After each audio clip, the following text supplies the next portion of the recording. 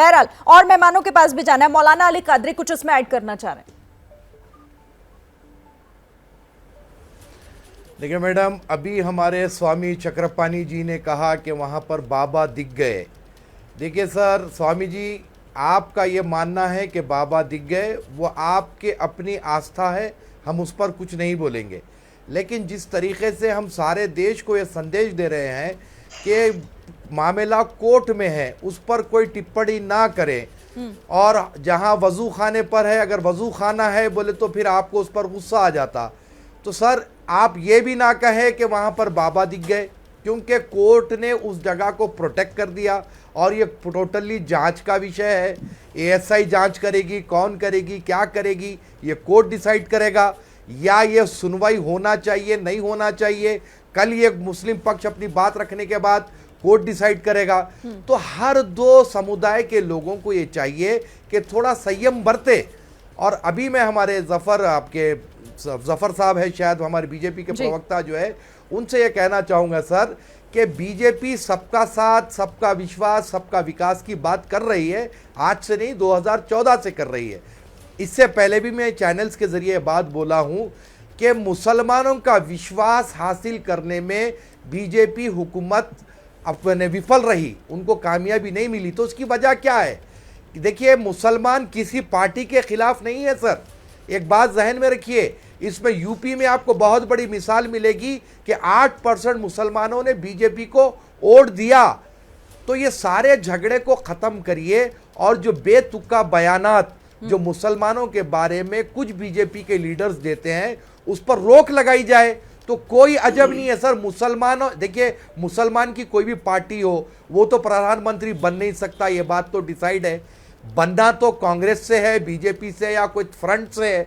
अरे हमको कोई भी प्रधानमंत्री बने, मोदी जी प्रधानमंत्री है, 2034 तक रहे, हमें कोई आपत्ति नहीं है। आप बड़ी बात करें। आप लोग जफर इस्लाम से इसका जवाब ले लेते हैं, फिर स्वामी चक्रपाणी के पास विकास भी करें। जफर इस्लाम, ये बहुत बड़ी बात है, सबका साथ सबका विकास, ये नारा यहाँ धराशायी हो जाता है अगर ये वाकई सच है कि आप भरोसा नहीं जीत पा रहे मुस्लिम समाज का, जिनकी बात आप करते हैं। देखिए, दो तीन अहम बातें कहूंगा, और इस वक्त देखिए बीच में मैं टीका टिप्पणी नहीं करता हूं, इसलिए मैं सुनता हूं, लोग भी मेरी बात सुने। जब हम कहते हैं सबका साथ, सबका विश्वास और सबका विकास, तो उस वक्त आप जाके देखिए कि जो सरकारी निज़ाम से जितनी जो वेलफेयर स्कीम आती है, उसका जो किस तरह से बंटवारा होता है, मुस्लिम समाज के लोगों को बेनिफिशियरी है कि नहीं, और क्या उनके जितनी रिप्रेजेंटेशन है, अगर 18-20%, 16%, 15% जितना भी है, क्या उससे ज्यादा नहीं दिया गया? अगर गरीब है तो उनको भी दिया गया। गरीब करने वाले कौन है? पुरानी सरकार है। आज ये सरकार तो छत भी दे रही है, घर भी दे रही है, राशन भी दे रही है, आपको गैस भी दे रही है, सब कुछ दे रही है। अब बात रही, जब आप कहते हैं विश्वास की बात, तो विश्वास दो तरह से आते हैं, एक हाथ से ताली नहीं बजती है। अगर वैसी साहब भड़काते हैं तो आप जाके, आप सिर्फ एक ही आपका काम होता है कि कहीं ना कहीं मुस्लिम समाज का कि बीजेपी को हराना है। भाई क्यों हराना है? डेमोक्रेसी में क्या यही करना है?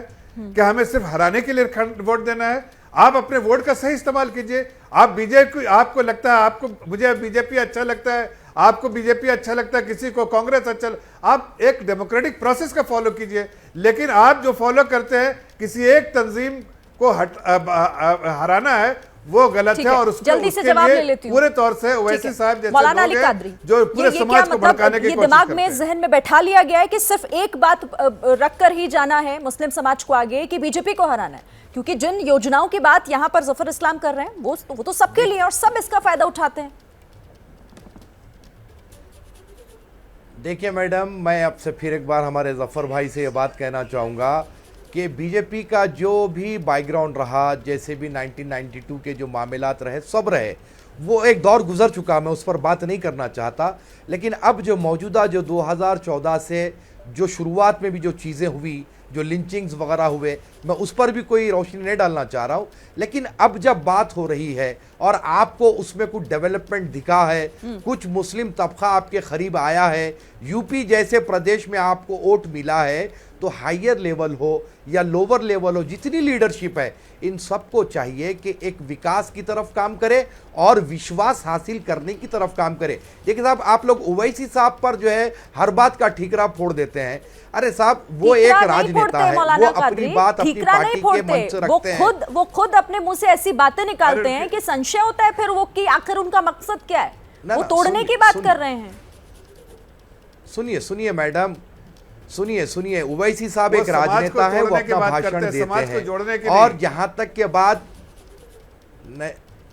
ना सुन लीजिए ना सर, अगर वो 1 मिनट के लिए मैं आपकी बात को मान लूं, अगर वो भड़काऊ बात भी करते हैं तो जो है, जो लोग समझना है समझते हैं, जो इग्नोर करना है इग्नोर भी करते हैं। लेकिन हुकूमत जो है, जो काम करती है, वो सारे देश के लिए करना है, किसी एक जो है समुदाय के लिए या किसी एक जो है मजहब के लिए नहीं करना है। कोई भी योजना होती है ना, मौलाना कादरी, आप नहीं जानते, मुझे बताने की जरूरत नहीं। सरकार की जितनी योजनाएं हैं वो हर किसी के लिए है, किसी एक समुदाय के लिए नहीं। ठीक है, स्वामी चक्रपाणी, जो बात यहाँ पर मौलाना कादरी कर रहे थे कि मामला कोर्ट में है, तो दोनों तरफ से बयानबाजी और अपने जो भी दावे हैं उन पर थोड़ा सा तो यहाँ संयम बरतना होगा दोनों तरफ से।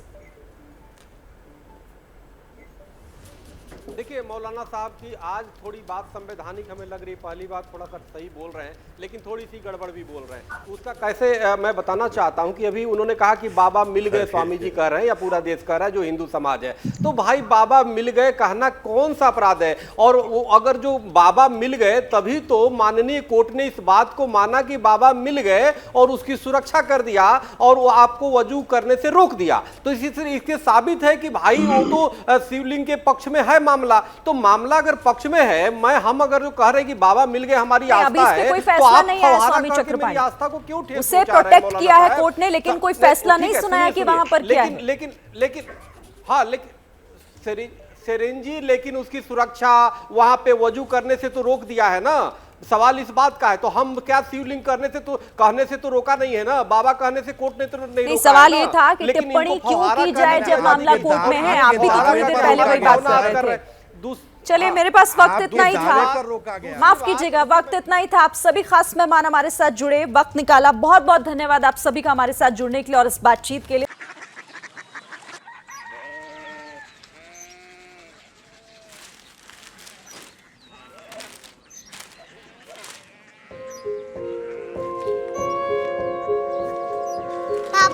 बाबा कोरिया सिटी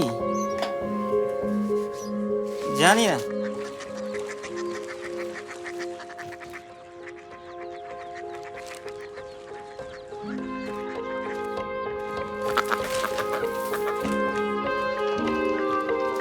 कोरिया सिटी। हाँ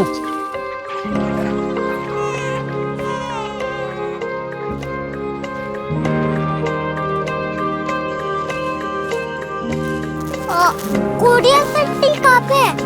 शहर अंग्रेजी लगे हैं।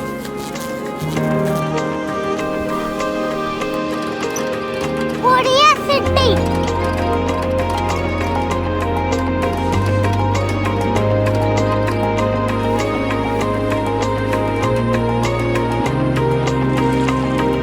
वो बहुत दूर है।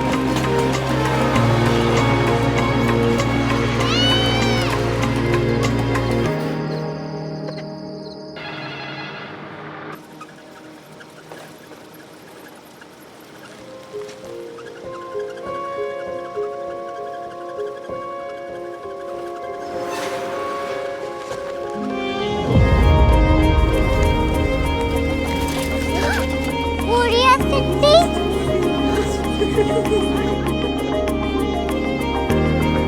दुनिया कुछ लोग बड़े होते हैं। कोरिया सिटी कहाँ है? प्रोफेसर साहब को पता होगा। हो, ये छोटा वाला ग्लोब लगता है और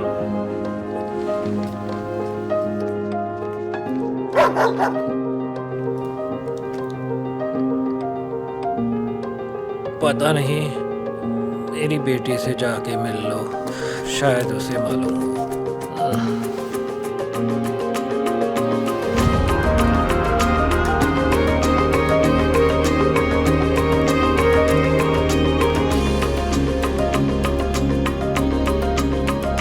हाय। बाबा ने भेजा है। Come here. Korea city. Korea city नहीं, क्यूरियोसिटी। वो क्या? That's what brought you here? जो तुम्हें यहाँ तक ले आया। क्यूरियोसिटी।